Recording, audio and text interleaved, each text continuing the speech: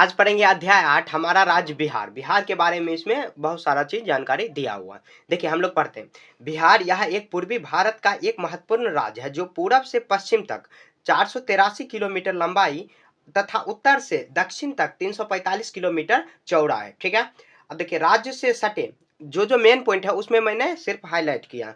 राज्य से सटे दूसरे राज्य भी होते हैं जो पड़ोसी कहलाते हैं, पड़ोसी राज्य कहलाते हैं। जैसे आपका घर देखिए ये है, आपके घर के सटे में किसी और का जो घर होगा उसको पड़ोसी कहेंगे। उसी तरह यहाँ पे जो राज्य बगल में है उसको पड़ोसी राज्य कहा जाता है। ठीक है, इतना बात याद रखनी है। बिहार के उत्तर उत्तर दिशा में, ये बिहार की चौहद्दी है, बिहार के उत्तर दिशा में नेपाल देश है, पूरब दिशा में पश्चिम बंगाल, पूरब में पश्चिम बंगाल है, दक्षिण में झारखंड है और पश्चिम में उत्तर प्रदेश राज्य है। ठीक है। अब देखिए यहाँ पर कह रहे राज्य को प्रशासनिक सुविधा के लिए 9 प्रमंडल। तो कोई पूछ सकते हैं कि बताओ कि बिहार में कितना प्रमंडल है, तो 9 प्रमंडल और 38 जिलों में बांटा गया। 38 जिला है, ये तो मालूम होगा। 9 प्रमंडल ये याद रखना। बिहार में कितना प्रमंडल है, तो 9 प्रमंडल है। आप किस प्रमंडल में हैं आप कमेंट में बताइए। एक प्रमंडल में कई जिले होते हैं, प्रमंडल में कई जिले होते हैं। जैसे हुआ मुंगेर प्रमंडल, इसमें बहुत सारा जिला है। जैसे बेगूसराय हुआ, मुंगेर हुआ, सॉरी मुंगेर भी जिला है, खगड़िया हुआ, आसपास में जितना भी जिला, जैसे दरभंगा का आसपास में होगा जो भी जिला, तो मतलब प्रमंडल में आ गया। अब देखिए एक प्रमंडल में कई कई जिले होते हैं और जिलों में कई अनुमंडल होते हैं। जैसे अनुमंडल जिले के बाद अनुमंडल होते हैं। इन अनुमंडल में कई प्रखंड होते हैं, अनुमंडल में भी कई प्रखंड होता है, जो प्रखंड जिसको ब्लॉक कहते हैं। ऐसे प्रखंडों की संख्या 534 है। बिहार में कितना प्रखंड है, तो 534 प्रखंड है। ये प्रखंड मिलकर पंचायत का निर्माण में बने होते हैं। अगर आप गांव से रहते होंगे, गांव में होते होंगे, मतलब हैं, तो प्रखंड से मिलकर कई मतलब क्या जो कई सारा पंचायत मिलके एक प्रखंड ब्लॉक बनता है। जैसे आप किसी पंचायत में होंगे या गांव में, गांव जैसे वार्ड हुआ, वार्ड से ऊपर जाएंगे तो यहाँ पे गांव हुआ, गांव से फिर वार्ड से ऊपर टोला मोहल्ला हुआ, जो भी थोड़ा बहुत होता है। उसके बाद गांव मिलके पंचायत बनता है, पंचायत मिलके प्रखंड बनता है, इसी तरह प्रखंड मिलके प्रमंडल, मंडल, इस तरह बनता है। ठीक है, ये बात याद रखनी है आपको, समझ रहे हैं। हम लोग अक्सर इसमें गलती कर देते हैं। फिर देखिए आप जलवायु के बारे में पढ़ते हैं। बिहार के जलवायु में कह रहा है बिहार के पूर्व में गर्म और आर्द्र जलवायु, पूर्व में गर्म और आर्द्र जलवायु एवं पश्चिम में गर्म एवं शुष्क जलवायु मिलती है। यहाँ की जलवायु मानसूनी है। यहाँ मुख्यतः 3 ऋतुएं होती है, ग्रीष्म, वर्षा, शीत ऋतु। ठीक है। अब देखिए गर्मी के मौसम में यहाँ पे क्या होता है, तो धूल भरी तेज हवा एवं आंधियां चलती है जिसे लू कहते हैं। यहाँ पर गर्मी में ये सब होता है। बरसात में तो वर्षा होगा, ये बात याद रखनी। एक बार आप वीडियो रोक के पढ़ सकते हो या आपके पास बुक होगा तो ये पढ़ लेना, ज्यादा इंपॉर्टेंट नहीं है। अब देखिए ताल क्षेत्र का गांव। अब ताल क्षेत्र क्या हुआ, पटना से पूर्व का एक बड़ा हिस्सा, फतुहा से बहरिया मोकामा तक ताल या ताल इसको बोल सकते हैं, क्षेत्र कहलाता है। ठीक है, ताल क्षेत्र का क्वेश्चन भी आगे दिया हुआ है। कह रहा बिहार में मात्र 7.25, जो भी इंपॉर्टेंट है उसी को मैंने टिक किया, 7.27% भूभाग पर वन है। इतना प्रतिशत भूभाग पर वन है। ठीक है, वन मतलब जो पेड़ है वो है। प्रतिवर्ष देश में तंबाकू सेवन से होने वाली बीमारियों में लगभग 13 लाख लोगों की मौत हो रही है। तो आपको भी याद रखनी है, मतलब क्या जानना है कि तंबाकू सेवन अगर आप कर रहे हैं तो छोड़ देना। आप तो ऐसे बच्चे होंगे नहीं कर रहे होंगे, अगर कर भी रहे हैं तो छोड़ देना है। इसमें बहुत ज्यादा नुकसान होता है।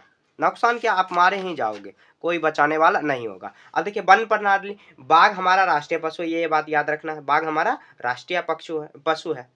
अब देखिए यहाँ पर जनसंख्या, हमारे देश में प्रत्येक 10वें वर्ष जनगणना होती है। प्रत्येक 10वें वर्ष जनगणना होती है। 2011 में जनगणना हुआ था, उसके बाद अभी नहीं हुआ। ऐसे हुआ है, ऐसे जो बिहार का जनगणना नहीं हुआ है, सिर्फ भारत का हुआ है, मतलब बिहार का स्पेशली नहीं हुआ है। तो उसमें 10,40,99,452 लोगों की जनसंख्या बताया जा रहा है। ठीक है, 2011 में, अभी बहुत दिन हो चुका है। फिर भी यही याद रखना है आपको। बिहार की राजधानी पटना सबसे बड़ा नगर है। बिहार की राजधानी पटना सबसे बड़ा नगर है। इसमें लगभग 25 लाख लोग रहते हैं। बिहार की जनसंख्या वृद्धि का रोकना आवश्यक है। सभी पढ़े लिखे एवं स्वस्थ यहाँ पे सभी का ये सपना है। तो आपको भी याद रखना है, जनसंख्या नियंत्रण करके रहना है। ठीक है, नियंत्रण करके। आप तो अभी बच्चे होंगे, शादी ब्याह नहीं हुआ होगा। तो यहाँ पे देखिए अब क्वेश्चन आंसर बनाते हैं। तो यहाँ पर देखिए एमसीक्यू टाइप क्वेश्चन है। कह रहे रबी फसलों के लिए मसूर ताल क्षेत्र में अवस्थित है, तो पटना से पश्चिम, हम लोग पढ़ चुके हैं। सोमेश्वर पहाड़ियां है तो तराई क्षेत्र में। सरेसा क्षेत्र में शामिल जिले हैं तो सुपौल है, सहरसा है, अररिया है। गन्ना उत्पादक जिले कौन है, तो गोपालगंज, बेतिया मोतिहारी। ठीक है, अब देखिए fill in the blanks. Bihar के दक्षिणी भाग पर वन का विस्तार है, या हम लोग ऐसे लिख सकते हैं, यहाँ पर 7.25 भी लिख सकते हैं, या दक्षिणी भाग भी लिख सकते हैं। यहाँ पर हम लोग हाईलाइट करके यहाँ पे भूभाग पर है, यहाँ पे ये भी लिख सकते हैं 7.25 या इतना भाग पर। ठीक है, ये लिख सकते हैं, या दक्षिणी भी आप लिख दोगे कोई, मतलब एक चीज का बहुत सारा आंसर हो सकता है। बिहार में कुल कितने जिले हैं? तो 38 जिले। कांवर झील कहाँ है? तो बेगूसराय जिला में। ठीक है, आप किस जिला से हैं और कुछ प्रमंडल से आप कमेंट में बताइए। भीम बांध अभ्यारण्य कहाँ है? तो मुंगेर की पहाड़ियां पर है। ठीक है, ये हो गया। आप क्वेश्चन आंसर बनाते हैं। अब देखिए क्वेश्चन आंसर बनाते कारण निम्नलिखित प्रश्नों के उत्तर दें। बिहार की चौहद्दी लिखे। बिहार की चौहद्दी ऐसे ही लिखना है, उत्तर में नेपाल, दक्षिण में झारखंड, पूरब में पश्चिम बंगाल और पश्चिम में उत्तर प्रदेश। बस इतना ही आपको शॉर्ट में लिखना है। 2 नंबर देखिए, ताल क्षेत्र की विशेषता का वर्णन करें। ताल क्षेत्र की विशेषता, यहाँ जल भराव वाला क्षेत्र है, या जल भराव वाला क्षेत्र मतलब जल ज्यादा वहां पे मतलब अटकेगा, जैसे ऊंचे नीचे वाला एरिया होता है। रबी फसलों के लिए उपयुक्त है, यहाँ धान, गेहूं, दलहन आदि की खेती होती है। ये बात याद रखनी है। हो गया। आप 3 नंबर देखिए, सरायसा क्षेत्र में कौन कौन से जिले आते हैं और या उनका क्या महत्व है। तो सरायसा जिले कौन सा आएगा? सुपौल, सहरसा, अररिया। यहाँ ऊपर में हम लोग पढ़ चुके हैं, ऊपर देखिए सुपौल, सहरसा, अररिया, ये सरायसा क्षेत्र में है। उसके बाद इसका महत्व क्या है? तो यह क्षेत्र बाढ़ग्रस्त होता है और धान और मछली उत्पादन में महत्वपूर्ण है। तो धान देखिए, धान मतलब जहाँ पे ज्यादा पानी होगा वहीं पर होगा, ज्यादातर होता है, और मछली तो पालन जहाँ पानी होगा वहीं पर होगा। ये अपने दिमाग से लिख सकते थे। यहाँ देखिए 4 नंबर का है, बिहार में ज्यादातर चीनी मिल उत्तर बिहार में है, क्यों? तो यहाँ पे देखिए क्योंकि है इतना, यहाँ गन्ने की खेती अधिक होती है, गन्ना खेती होगा तो अधिक मिल वहीं पे लगेगा, और जलवायु और मिट्टी गन्ने के लिए अनुकूल है। बस इतना ही बात आपको लिखना है। अब देखिए 5 नंबर, बाढ़ का पानी उतरते ही गांव एवं घरों की प्राथमिक जरूरतें क्या होती है। तो बाढ़ के पानी उतरने मतलब क्या, जैसे आपके एरिया में अगर बाढ़ आ जाए तो आपका क्या मतलब प्राथमिक जरूरी है। तो पीने का साफ पानी होना चाहिए, स्वास्थ्य सेवाएं होना चाहिए, क्योंकि उसमें बहुत ज्यादा जान माल की क्षति होती है, और भोजन और आश्रय मतलब जहाँ रहने का व्यवस्था हो, छोटे बच्चे, महिला, इसके लिए व्यवस्था करना है। ये दिमाग लगा के आप लिख सकते हो, फिर भी मैंने यहाँ पे हिंट आपको दे दिया, आपको खुद से ये लिख लेनी है।